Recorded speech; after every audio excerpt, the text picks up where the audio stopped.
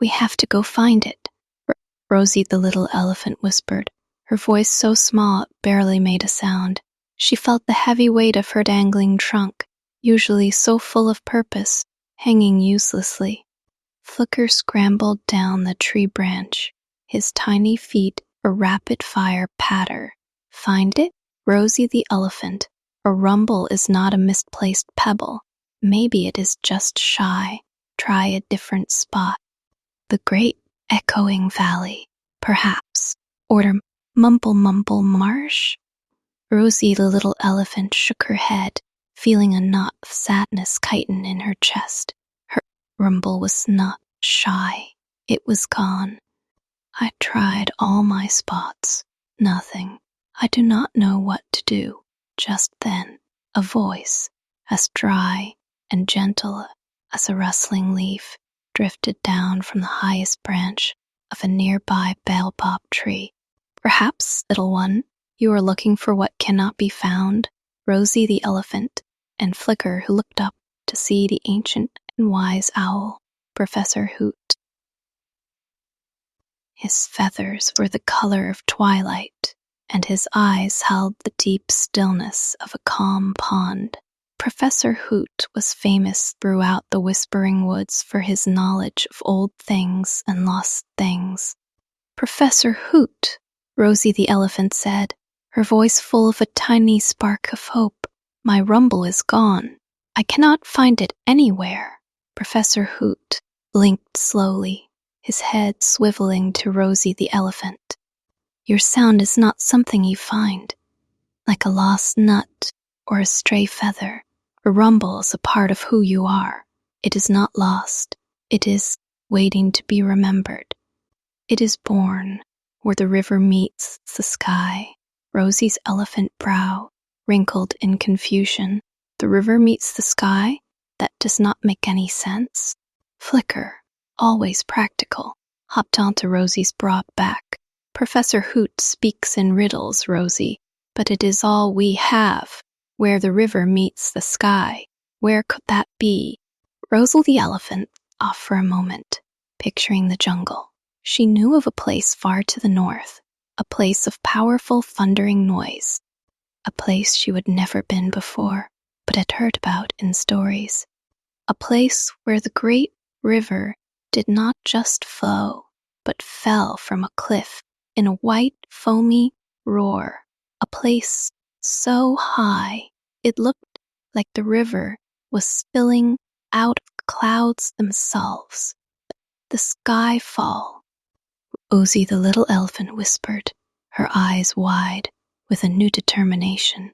The Great Skyfall Waterfall. That is where the river meets the sky, is not it? Professor Hoot gave a small, approving hoot. Adventure awaits. Little Rosy the elephant. The first step is the greatest. With a new sense of purpose, Rosy the elephant and Flicker set off, leaving the familiar trees of their home behind. The journey was long, and the path to the skyfall was not a well-traveled one. Soon they were in a part of the jungle neither of them had ever seen, with thick, spiky ferns and vines that twisted like tangled snakes. Just as sunset began to dip below the horizon, they reached the edge of a deep, wide canyon. The river, which they had been following, was now a rushing torrent far below them, a fast and dangerous obstacle that blocked their path. They were stuck. How are we ever going to get across this? Flicker squeaked, clinging tightly to Rosy's head. The skyfall is on the other side. Rosy the elephant slumped her shoulders, her hopes sinking once more. The sound of the rushing water was loud, but it was not the sound she was looking for. She felt the heavy silence inside her again, just as she was about to give up. Flash, brilliant, rainbow-colored feathers dipped over their heads. Chirra, chirra, chirra, chirr, cheerful, flustered voice. No need for a frown. A bridge, I will find a way to get you across town.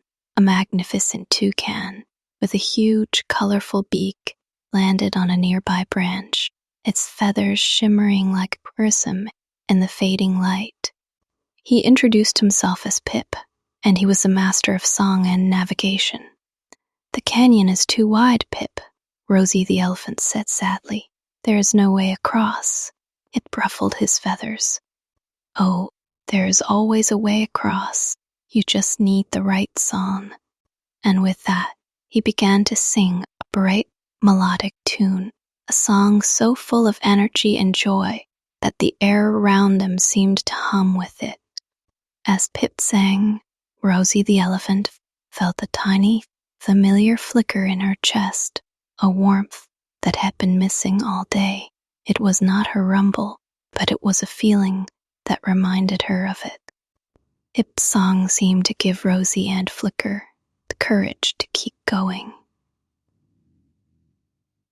They knew in that moment that this journey was just beginning, and that the key to finding her rumble was not just finding a place, but finding a new kind of friendship and the new path forward. But as Pip finished his song, he pointed his beak toward a narrow, mossy ledge on the other side of the canyon, and standing on that ledge, as still and silent as a stone, was a creature they had never seen before, its eyes glowing faintly in the dim light. Watching them, what did this mysterious creature want? And would Rosy, the little elephant, and her new friends be able to get across the canyon and continue their quest?